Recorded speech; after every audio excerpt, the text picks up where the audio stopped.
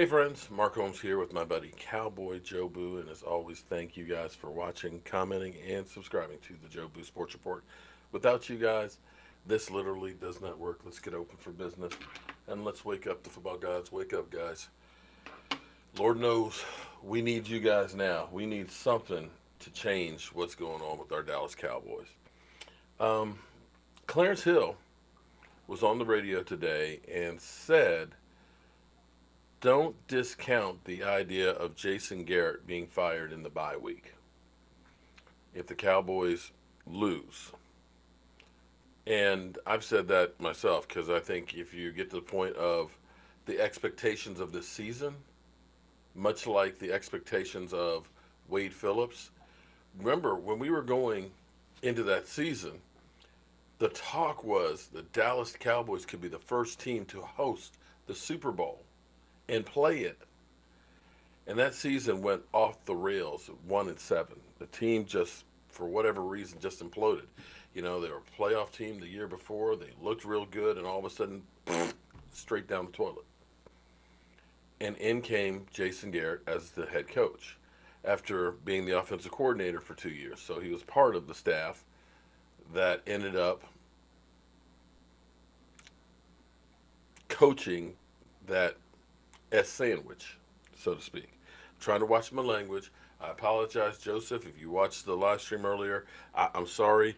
They just made me lose my mind up in here with all the trolls and stuff. And I just got to the point where I just had enough, man. It's just, this just wears on me. I am truly a die-hard Dallas Cowboy fan that lives and breathes and rides with the Dallas Cowboys. I feel the emotion of every single loss. It's like something inside of me dies whenever we lose, and it burns me up. And I just want to do something about it. Now, one of the things I was surprised about, and I think I said it at the time when the Dallas Cowboys do things differently than everybody else. Sometimes it works out great, other times it kind of backfires on you. And I said last year that it was poop or get off time, poop or get off the toilet time for the Dallas Cowboys as far as Jason Garrett. Because I thought for sure one of two things would happen. You end up extending him or you fire him. You don't have a coach going to season as a lame duck. So it always happens. If you're going to keep him, you have to at least have the players feel like he's going to be here next year, so I have to listen to him. He's the coach. He's got an extension. He's got the power. They have a little more respect because they know I'm playing for this guy. But with all the speculation of, we'll talk about the contract at the end of the year. So you're going to be a free agent at the end of the year. So you're free to sign with anybody if you want to.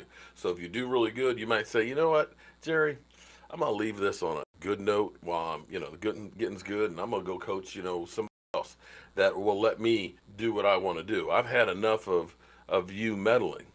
Or you end up playing really, really poor and, of course, riding off in the sunset. Either way, for the players, it's not a good thing to have you as a lame duck coach. And I think you see the pressure on Jason Garrett. This is happier times here.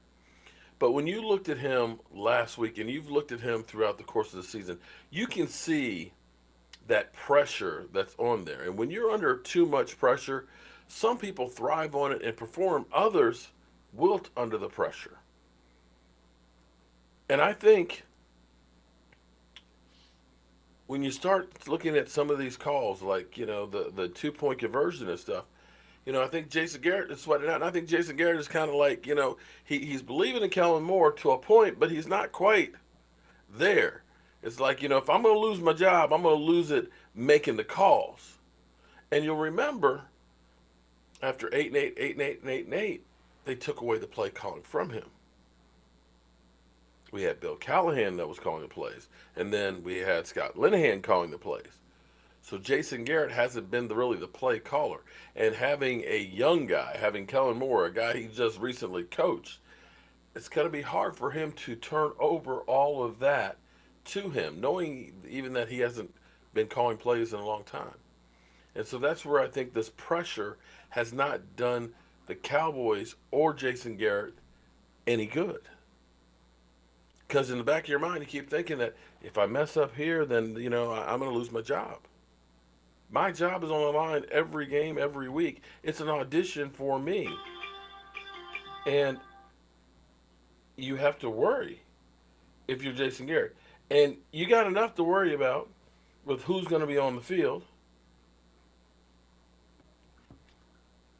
Wow, Jaguars trading Jalen Ramsey to the Rams for two first-round picks in 2020 and 2021.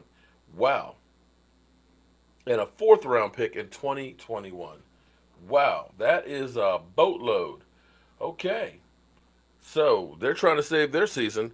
So Eagles, we just have some breaking news for you. You won't be getting Jalen Ramsey. So your secondary, it still sucks. It still sucks. That's right. Your secondary still sucks. So Jalen Ramsey is now part of left the Jacksonville Jaguars and is now joining the Rams for two first round picks. The 2020, 2021, and the fourth round pick in 2021. Wow. That's big news.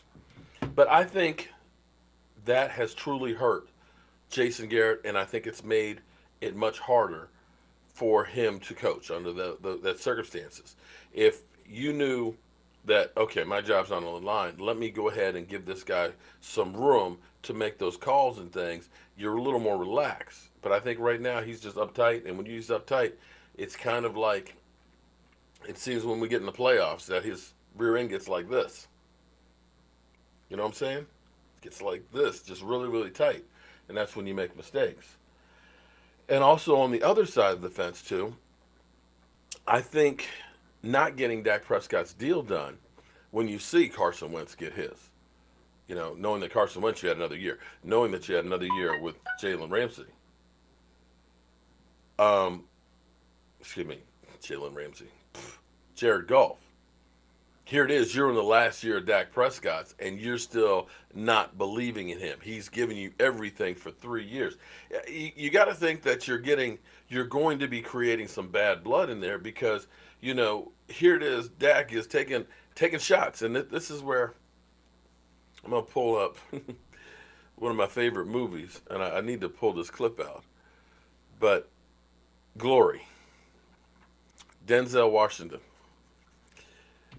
Denzel said, old Abe got himself a bargain. The black soldiers can take a bullet just like the white ones for half the price. And that's where you kind of are with Dak Prescott. Because regardless of what you think about Dak Prescott, understand that Aaron Rodgers, understand that Jared Goff, understand that Carson Wentz, understand that Matty Ice, understand that Kirk Cousins basically is making in one game what Dak Prescott will get this season. One game. And you got to think in the back of your mind that, I'm kind of getting screwed here.